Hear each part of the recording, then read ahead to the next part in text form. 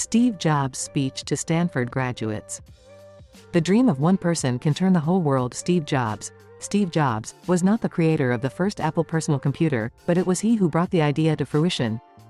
Before that, no one really needed a personal computer. The fact that they began to buy it in incredible quantities simply has no rational explanation. Amazing speech.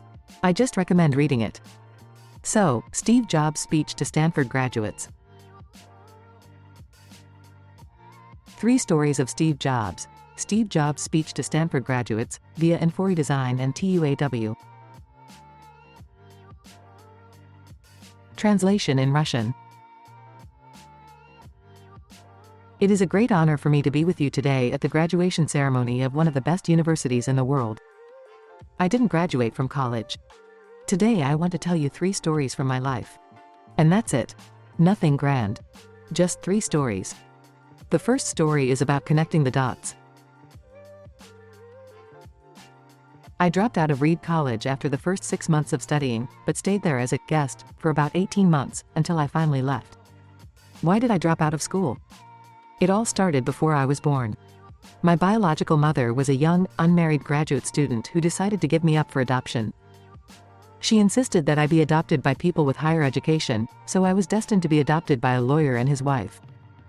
True, a minute before I got out into the light, they decided that they wanted a girl. So they received a phone call at night and were asked. Suddenly a boy was born. Do you want it? They said, of course. Then my biological mother found out that my adoptive mother was not a college graduate and my father was never a high school graduate. She refused to sign the adoption papers. And only a few months later, she finally relented when my parents promised her that I would definitely go to college. And 17 years later I went. But I naively chose a college that was almost as expensive as Stanford, and all of my parents' savings were spent preparing for it. 6 months later, I didn't see the point of my training. I didn't know what I wanted to do with my life, and I didn't see how college would help me figure it out. And so, I just spent the money of my parents, which they saved all their lives. So I decided to drop out of college and believe that everything will be fine. I was scared at first, but looking back now, it was the best decision I ever made in my life.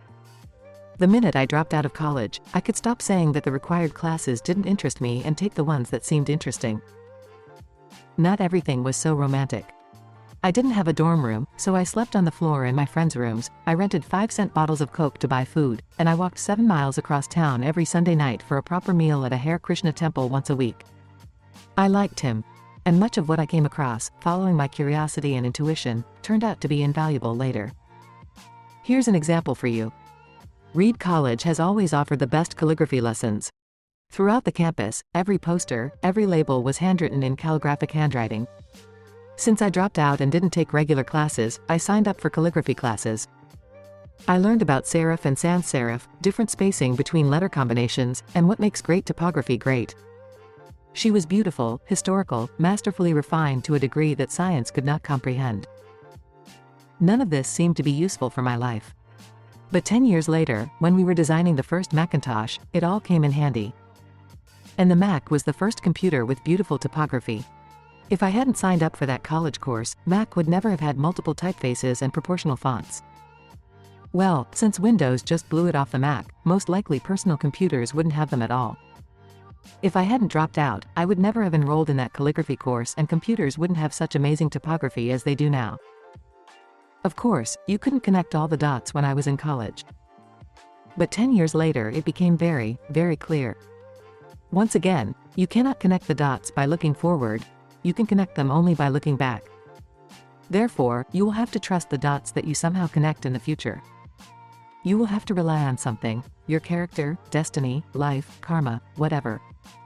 This approach has never failed me and it has changed my life. My second story is about love and loss. I was lucky, I found what I like to do in life quite early.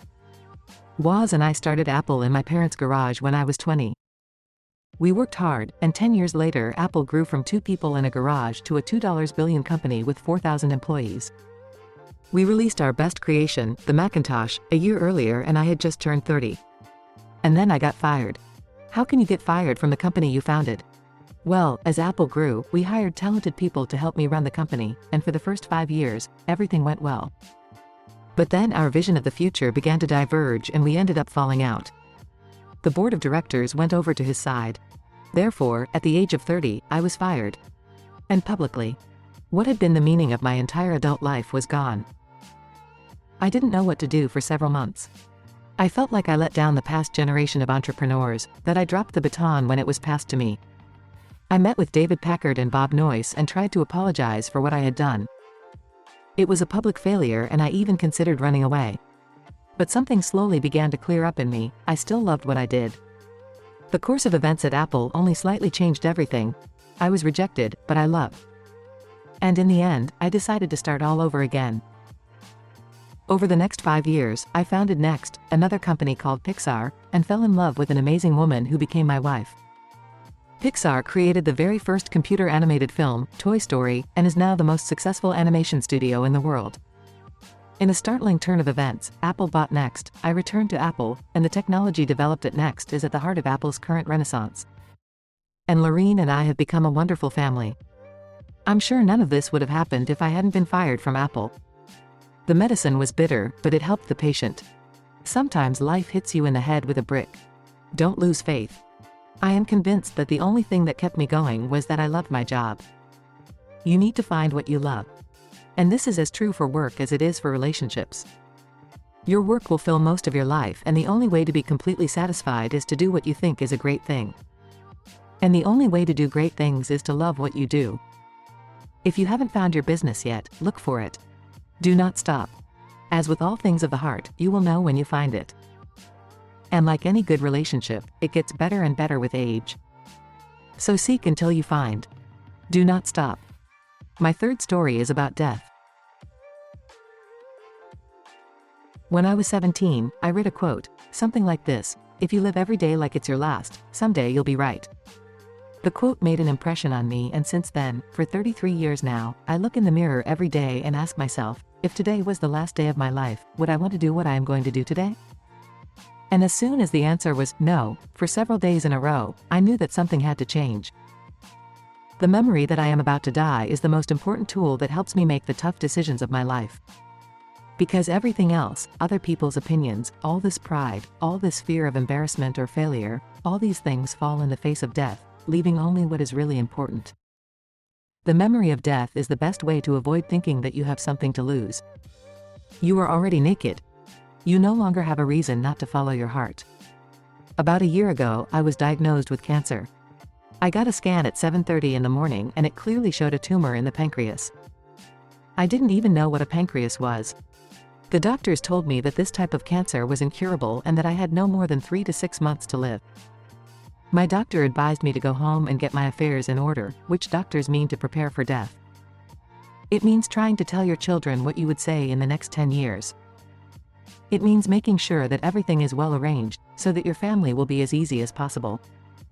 It means to say goodbye. I lived with this diagnosis all day. Later in the evening I was biopsied. They put an endoscope down my throat, crawled through my stomach and intestines, stuck a needle into my pancreas and took some cells from the tumor.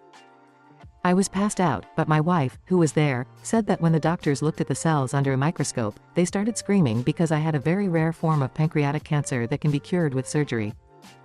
I had surgery and now everything is fine with me. Death then came closest to me, and I hope the closest in the next few decades. Having experienced this, I can now say the following with more certainty than when death was a useful but purely made-up concept. Nobody wants to die. Even people who want to go to heaven don't want to die.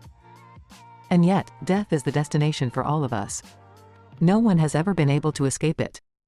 It should be so, because death is probably the best invention of life. She is the cause of change. She purifies the old to make way for the new. Now the new is you, but someday, not very long left, you will become the old and cleanse you. Sorry for being so dramatic, but it's true. Your time is limited, so don't waste it living someone else's life.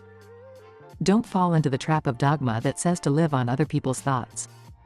Don't let the noise of other people's opinions drown out your inner voice. And most importantly, have the courage to follow your heart and intuition. They somehow already know who you really want to be. Everything else is secondary. When I was young, I read the amazing publication The Whole Earth Catalog, which was one of the Bibles of my generation. It was written by a guy named Stuart Brand who lives down here in Menlo Park. This was in the late 60s, before personal computers and desktop publishing, so it was made with typewriters, scissors and Polaroids.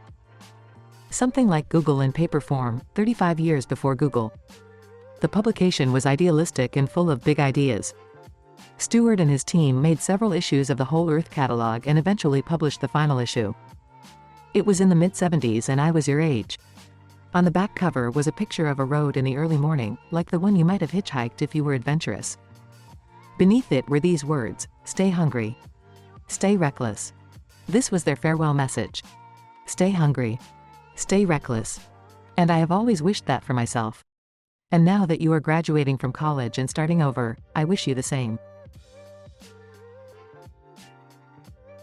Thank you all very much. Copyright Motivation for Success when reprinting link required.